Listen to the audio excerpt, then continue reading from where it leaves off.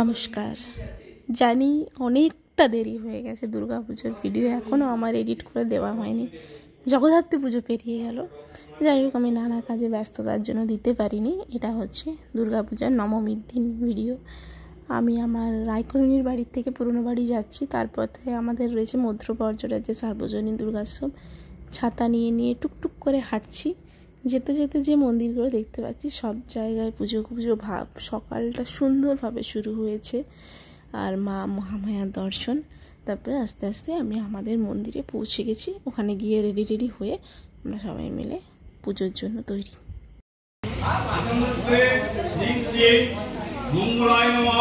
ह्रीं श्रीं कल्लै नमः ह्रीं श्रीं भक्तकल्लै नमः ह्रीं श्रीं कपालिन्दाय नमः ह्रीं श्रीं दुर्गाय नमः ह्रीं श्रीं शिवाय नमः ह्रीं श्रीं उमाय नमः।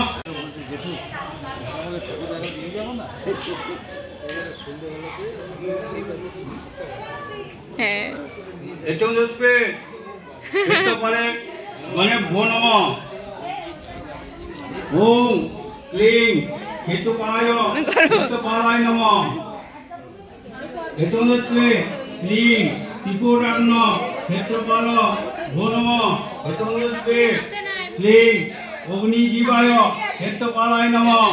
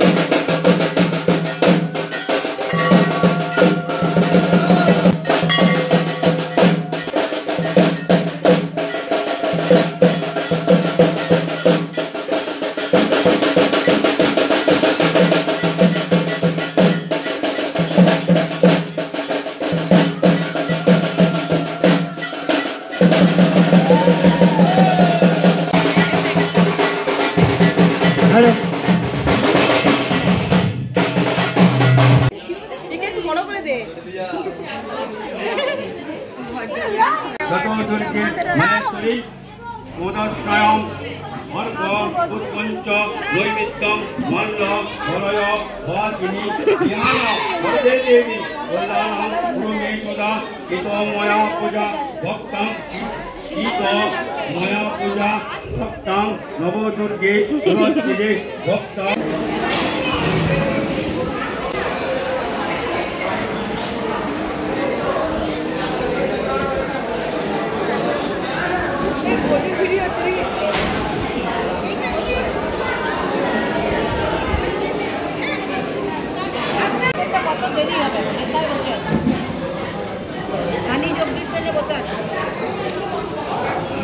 বলতে পারছি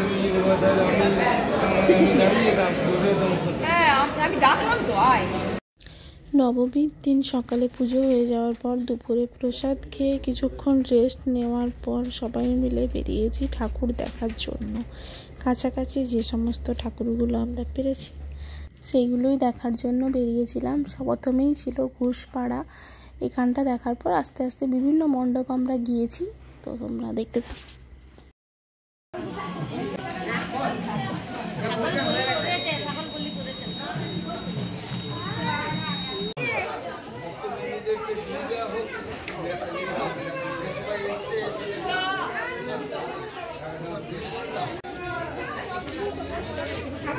ভিডিও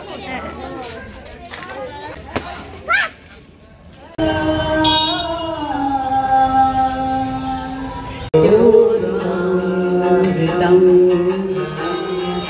त्वमय शान्ति शान्ति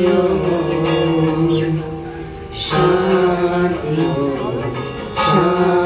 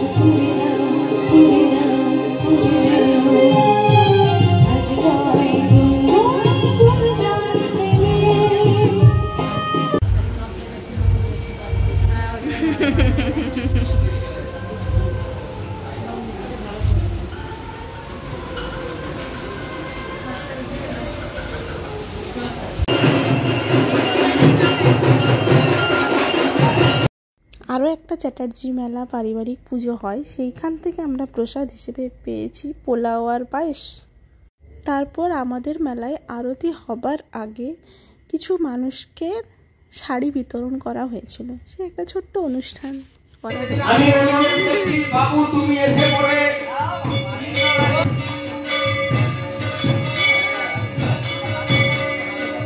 এই পড়ে গেল।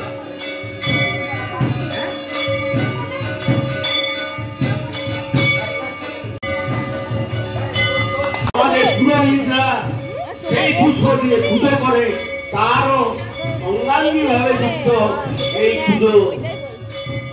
পুজোর ব্যাপারে আমি বন্ধুকে আসার অনুরোধ করছি। বন্ধুকে জানু তুমি বক্তব্য তুলে দাও। সেই শ্রমিককে সামান্যতম বস্ত্র হাতে তুলে দিচ্ছি। সেই বস্ত্রটি আমাদের ভক্তর নিবিড় সম্পর্ক, তার ওই পটার যে বস্ত্রটি আমি তার প্রতিনিধি হিসাবে ছেলেকে হাতে তুলে দিচ্ছে পুজো।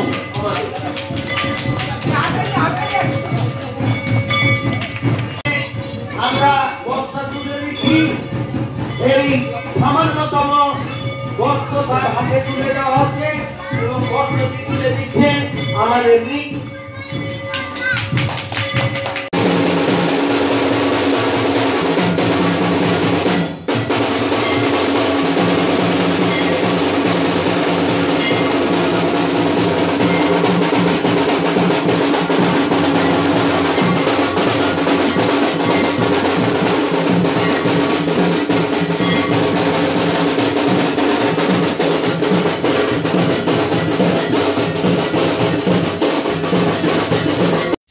আরতির শেষে রোজ দিনের মতো আমাদের আড্ডা তো মাস্ট।